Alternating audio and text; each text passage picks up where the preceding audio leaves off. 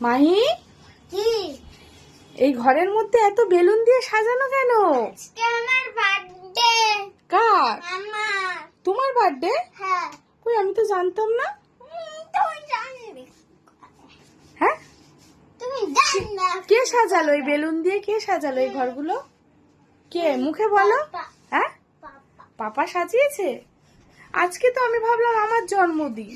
না, আজকে আমার। আজকে আমার। আজকে আমার।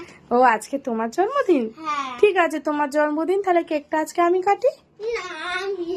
হ্যাঁ, তুমি কাটবে তুমি কেক? প্লেয়ার হবে না, আমি প্লেয়ার হবো, তার জন্য তাই? আমার